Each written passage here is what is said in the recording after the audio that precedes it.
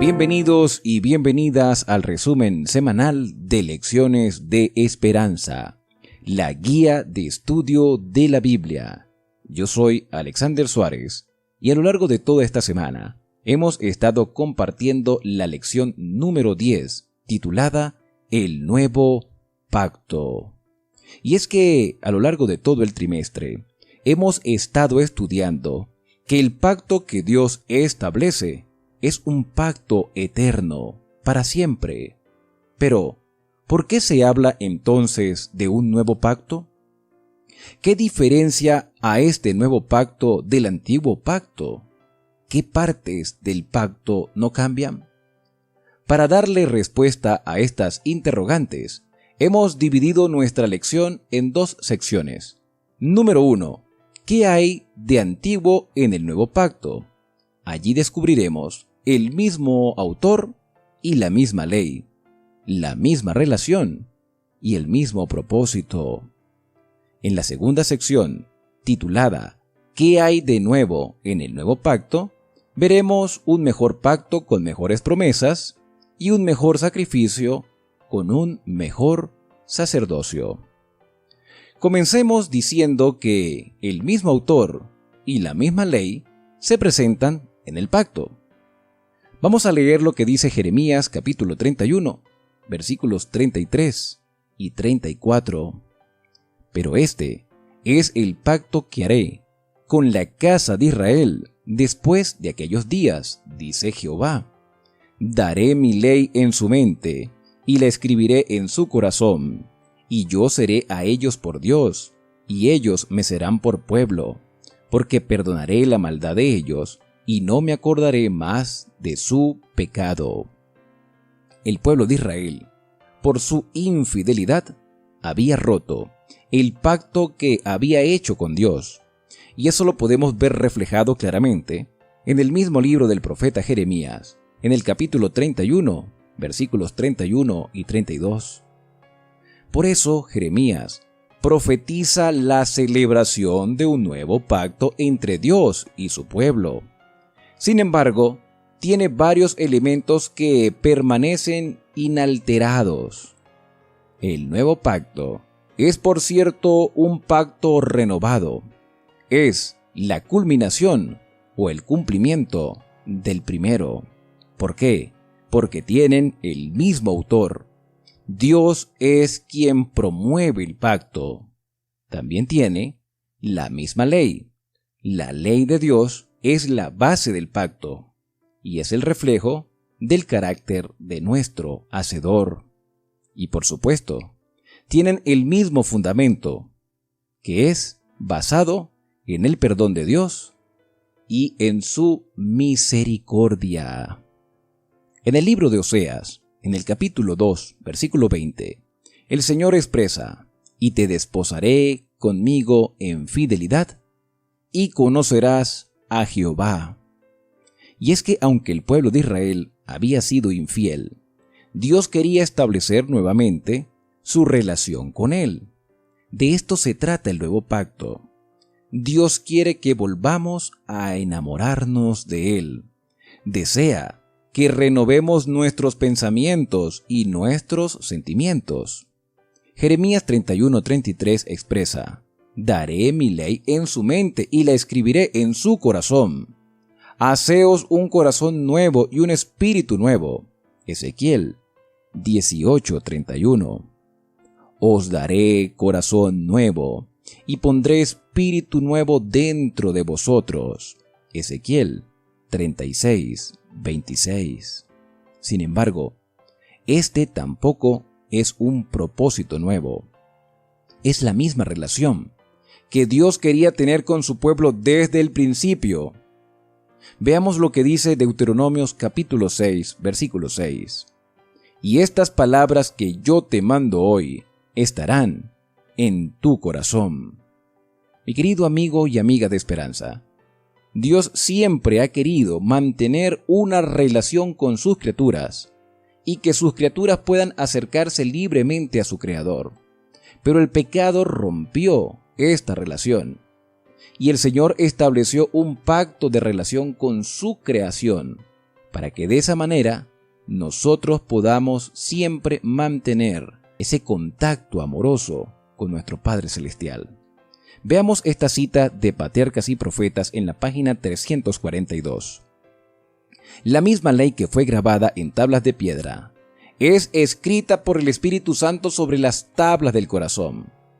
En lugar de tratar de establecer nuestra propia justicia, aceptamos la justicia de Cristo. Su sangre expía nuestros pecados.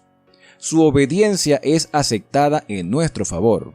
Entonces el corazón renovado por el Espíritu Santo producirá los frutos del Espíritu. Mediante la gracia de Cristo, viviremos obedeciendo a la ley de Dios escrita en nuestros corazones. Por lo tanto, Cristo es el mediador de este pacto. Veamos el propósito del pacto. Isaías 56:7 nos dice: Yo los llevaré a mi santo monte y los recrearé en mi casa de oración. Sus holocaustos y sus sacrificios serán aceptos sobre mi altar, porque mi casa será llamada casa de oración para todos los pueblos. En el corazón mismo del pacto de Dios con Israel había un propósito definido: extender a todos los pueblos la invitación a participar de las promesas divinas. En el nuevo pacto, este propósito tampoco cambia. La gracia de Dios a través de la sangre de Jesús sigue disponible para todo aquel que quiera recibirla. Los judíos que aceptaron a Jesús abrazaron el nuevo pacto y formaron el corazón de la iglesia. Posteriormente los gentiles, procedentes de todas las naciones, se unieron a este nuevo pacto y fueron injertados en el verdadero pueblo de Dios. Veamos lo que nos dice el apóstol Pablo en la carta a los Romanos, en el capítulo 11. ¿Ha desechado Dios a su pueblo? De ninguna manera. Porque también yo soy israelita, dice Pablo, descendiente de Abraham, de la tribu de Benjamín. Dios no ha desechado a su pueblo, a quien de antemano conoció. ¿No sabéis qué dice de Elías la Escritura? ¿Cómo se queja ante Dios contra Israel? Señor, han dado muerte a tus profetas, han destruido tus altares, solo yo he quedado y procuran matarme. ¿Y cuál fue la divina respuesta? Me he reservado 7,000 hombres que no han doblado sus rodillas ante Baal. Así también, en este tiempo, ha quedado un remanente elegido por gracia. El propósito del Señor es que todos puedan acercarse a Él, todas las criaturas, todos los seres humanos, podamos acercarnos al Padre Celestial, indiferentemente nuestra raza, nuestra posición social, nuestro género, nuestra edad. El pacto está disponible para todos a través de Cristo.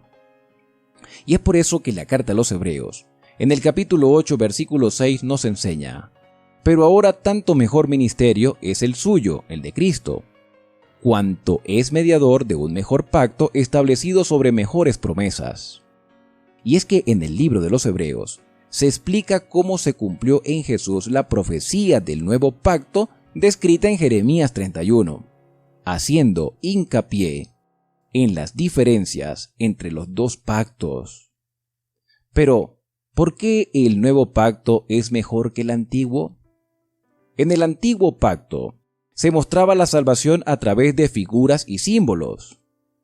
En el nuevo pacto se muestra la realidad misma. Jesús murió por nuestros pecados e intercede por nosotros ante el Padre. ¿Y por qué son mejores las promesas? Aunque la salvación que se ofrece es la misma, el antiguo se basaba en una promesa futura, mientras que en el nuevo se basa en la promesa cumplida en Cristo Jesús. Veamos lo que nos dice Hebreos en el capítulo 9, versículos 11 y 12. Pero Cristo ya vino, y ahora es el sumo sacerdote de los bienes definitivos. El santuario, donde Él ministra, es más grande y más perfecto, y no es hecho por mano de hombres, es decir, no es de este mundo. Cristo entró para siempre en el santuario, no con sangre de machos cabríos ni becerros, sino con su propia sangre, y consiguió la eterna redención. En la antigüedad, el pueblo de Israel, los siervos del Señor, tenían que llevar una ofrenda y un sacrificio como expiación de sus pecados. Pero estos animales sacrificados y estos sacerdotes representaban el ministerio de Cristo, tanto como Cordero como sacerdote, como en la cruz, como en el santuario celestial. Entonces, estos eran sombras y figuras del ministerio de Cristo. Por eso, lo que Cristo hizo es mucho mejor, y su promesa, lógicamente, es mejor para nosotros, porque la promesa inicial tuvo su cumplimiento en Cristo y ahora nos hace la promesa de una redención completa, eterna, para con todos aquellos que creen en Cristo Jesús. Continuamos mencionando que en el libro de los Hebreos, pero esta vez, en el capítulo 2, versículo 17, se nos enseña por lo cual debía ser en todo semejante a sus hermanos, hablando de Cristo, para venir a ser misericordioso y fiel sumo sacerdote, en lo que a Dios se refiere para expiar los pecados del pueblo.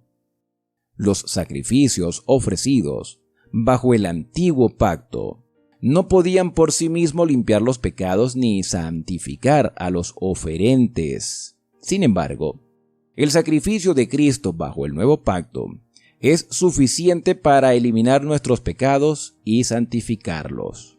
De igual manera, el antiguo pacto tenía sacerdotes imperfectos que debían ser renovados generación tras generación.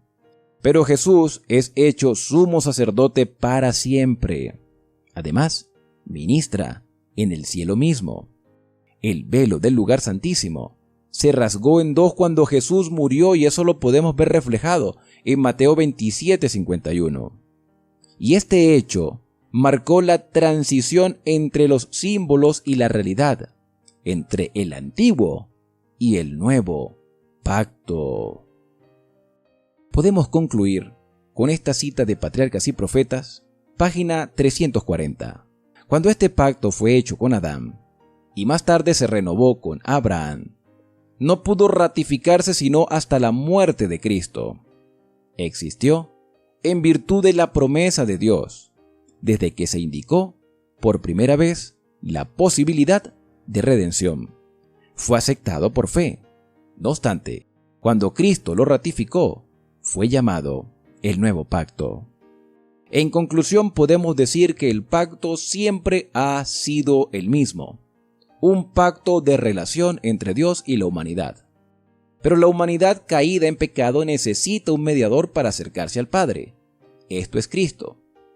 Y mientras transcurrían los años, los símbolos y los sacrificios presentados en el santuario terrenal mostraban el ministerio de Cristo en nuestro favor. Por lo tanto, el pacto sigue estando en vigencia, pero con mejores promesas. Ya no necesitamos sacrificar animales, pero sí tenemos que ser obedientes a los principios del gobierno de Dios. Una perfecta obediencia a estos principios nos permitirá mantenernos en esta relación de pacto. Que puedas disfrutar junto a tu familia, junto a tus hermanos y junto a todos los que están a tu alrededor de este nuevo pacto que siempre ha sido por la gracia de Jesús, desde Abraham hasta el día de hoy, porque todos los que están en Cristo son simiente de Abraham, y el Señor ha puesto sus leyes, sus mandamientos, sus normas, sus estatutos en nuestro corazón por la obra del Espíritu Santo. Que Dios te bendiga en este día, y será hasta la próxima semana, cuando continuaremos con un nuevo resumen de Lecciones de Esperanza.